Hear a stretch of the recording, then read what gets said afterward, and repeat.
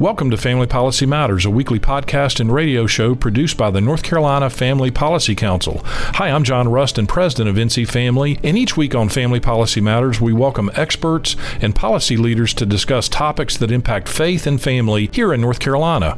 Our prayer is that this program will help encourage and equip you to be a voice of persuasion for family values in your community, state, and nation. And now here's the host of Family Policy Matters, Traci DeVette Griggs. Thanks for joining us this week on Family Policy Matters. North Carolina's foster care system is in crisis, with over 10,000 children in care and a critical shortage of roughly 5,000 licensed foster homes. Well, one resource that's stepping into the gap is the Baptist Children's Homes of North Carolina. And we're pleased to welcome today Erica Spivey, Senior Director of Training and Church Mobilization, to talk about a new initiative called Every Child, Every Church. Erica Spivey, welcome to Family Policy Matters. Oh, Traci, thank you so much for having us on. It's a real privilege and honor. Well, thank you for being here. So let's start by giving a little history on Baptist Children's Homes, because you guys have been around forever, it seems like, and doing a great job, but a lot of people may not know that you exist. So tell us what's going on over there. I'll just give a quick overview. So since 1885, Baptist Children's Home of North Carolina has been sharing hope and changing lives. We're really rooted in the love of Christ, and we are supported by churches and other compassionate partners. We serve women, children, families, and individuals with care that restores dignity. It strengthens families and points people to lasting hope. We serve across the state, and at the center of our service really is just making sure that the hope of the gospel goes out. So we want people to come to know Jesus, and we want them to have a deeper walk with him. And we do that in a handful of different ways. So we actually have residential care for children. We license families for foster care. We have adoption services. We have family support programs. We have support for single mothers and families that are in crisis. And then we have partnership with churches to strengthen our communities. All right. So as you mentioned, you do other things besides working with children, but let's talk about what you do with children.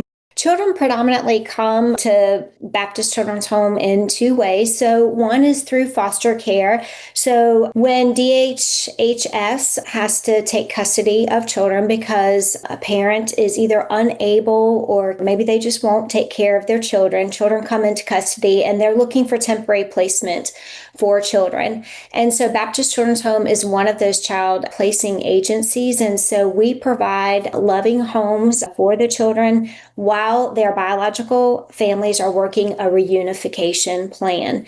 The other way children can come into our care is a woman that may be in an unplanned pregnancy, and she's considering life-giving options for her child. And so she's navigating and weighing the heavy decision between parenting or choosing parents by making an adoption plan for her child. And so that is another way that we help care for vulnerable children. Wow, now that's interesting. So do you have people that come to the North Carolina Baptist Children's Homes pregnant and leave their children with you? So it doesn't exactly happen that way, Traci. It was way more relational than that. So a woman that may be in an unplanned pregnancy might find Baptist Children's Home and our Christian adoption services through a website, maybe searching, I'm pregnant, I'm scared. What do I do? I'm looking for that support and help in navigating her very unknown and unsettling situation. It could come through a referral through other community partners. So it could be a pregnancy resource center that wants to help serve her client well, and she wants to talk about adoption as an option. It could come from a woman that has come to a hospital and she's delivered a baby and she wants to make a plan for that child. Maybe she feels like she's just unable to provide the level of care that's needed for that child. And so instead of that child needing to go into our foster care system, she can actually make an adoption plan and choose parents for her child. So let's talk about this new initiative called Every Child, Every Church. What is that? Why is it necessary for you to begin this new push? I am super excited about this. So the Every Child, Every Church initiative really is to come alongside to help equip, support, and engage the local church to care for vulnerable populations. And the church is often a cornerstone in its community. And we also know that the church has been given a God-given mandate, right, to visit the orphan and widow in their distress. And that expression of orphan and widow, we can know that that is describing the most vulnerable populations at that time, those that had no voice. And so we know that the church is uniquely placed within a community, and they're also uniquely resourced. They're networked. They have a depth of care that they can provide to those that are hurting in their community that maybe parachurch organizations might have a facet of it, or they may be connected to the church, but they can't kind of do all of the things, I would say. So we want to be able to equip and train and resource the church. We also recognize Baptist Children's Home is a parachurch organization. So it's really our job to come alongside and support the institution that will stand the test of time, which is the church. And so what we want to do is, first off, we want to create awareness through education. And we do that primarily through our training events that are regional. So this helps a church to understand what is trauma through both a biblical and a brain-based lens. And then we want to come alongside and we want to equip the church with trauma-informed tools.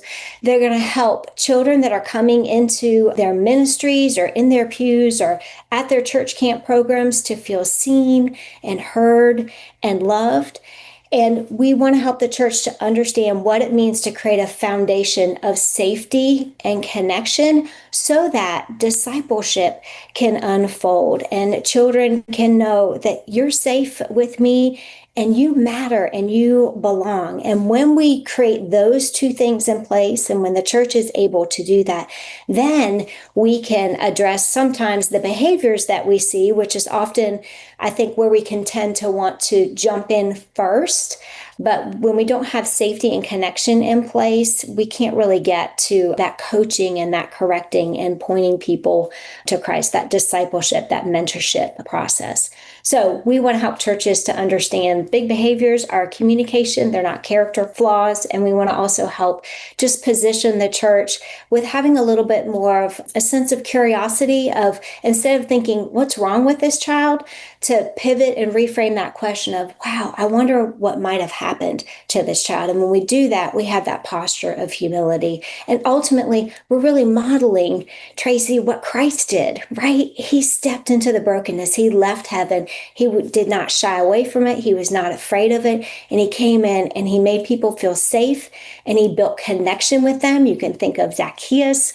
You can think of the woman at the well. And when he did those two things, then he was able to come alongside and to tell them the good news and the hope and disciple them towards something more and towards flourishing for them.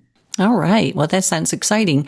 So in addition to the training, which sounds wonderful, are there other practical things that you would hope that churches would do to come alongside the work that you do there? Yeah, I love this question, Traci, because, it's unique really to every church, which I think is important and also freeing for a church. So when we come alongside a church, every church cares about the vulnerable. They care about those that are hurting. We know that that's a given, but sometimes they get stuck with, well, what can I do? Or what are the needs? Or what's my next step? And so when we walk alongside a church, we want to see, where is God already at work? What are the natural flows and things that they already have going on? And then we want to help mobilize them kind of according to how God has uniquely gifted their church and called their church. So it can look different for every church. Some churches may be stepping in and providing a much needed parents' night out for families that are fostering and adopting. Some churches are bolstering their children's ministry programs so that the families that are already in their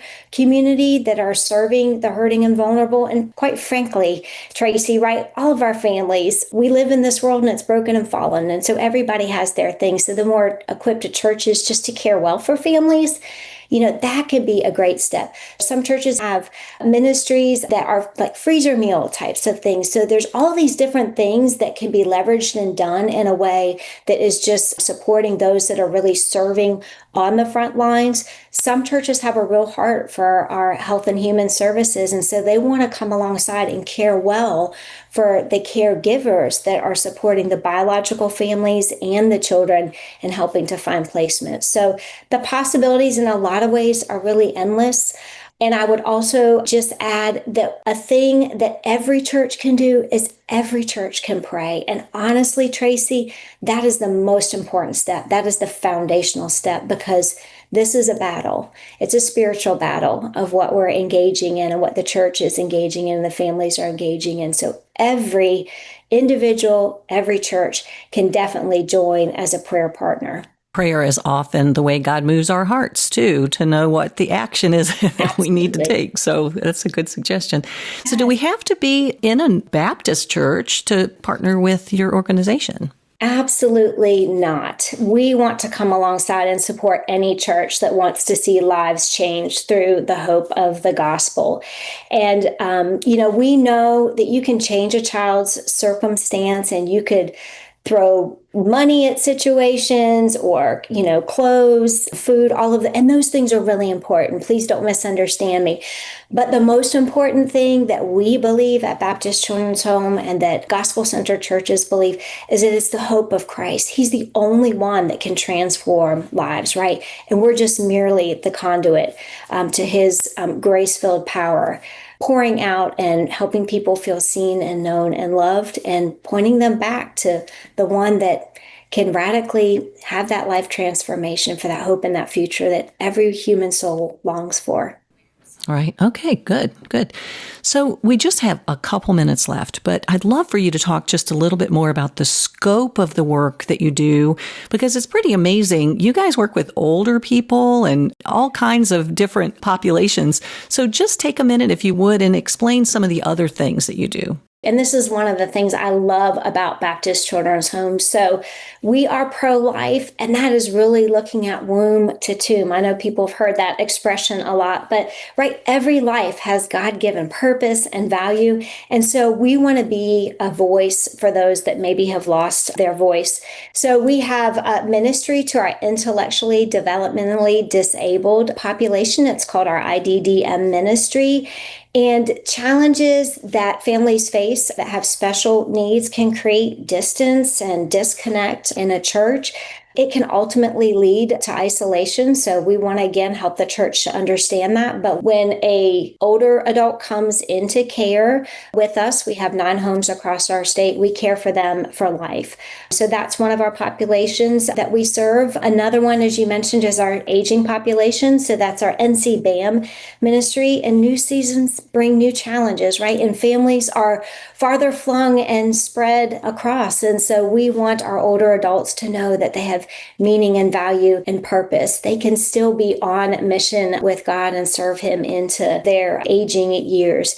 And then we have another ministry called Greater Vision, which is really serving practical needs with food and clothing, but also coming alongside our vulnerable families and helping them develop life skills, maybe filling out a job application or preparing for an interview. So there's a lot of different things that we do. And then we have our family care programs where we are helping families, again, to have some of those life skills, developing those things, but also having a landing place and a support system around them as they're kind of transitioning through a difficult time. So it is amazing, isn't it, Traci, all the things that Baptist Children's Home does, but what a privilege to work for an organization that's standing on the truth of God, that really has this whole life perspective in mind from womb to tomb. All right. And if people want more information, where would they go to find that? They can go to our website, every-child.org, and find out lots of information, particularly with foster care, adoption, and those trainings. And then our bchfamily.org website also highlights some of these other ministries that I was just mentioning. All right. Erica Spivey with the North Carolina Baptist Children's Homes, thank you so much for being with us today on Family Policy Matters. Thank you, Traci. Thank you for listening to Family Policy Matters. If you enjoyed this episode, please subscribe to the show and leave us a review. To learn more about NC Family and the work we do to promote and preserve faith and family in North Carolina, visit our website at ncfamily.org. That's ncfamily.org. And check us out on social media at NC Family Policy. Thanks, and may God bless you and your family.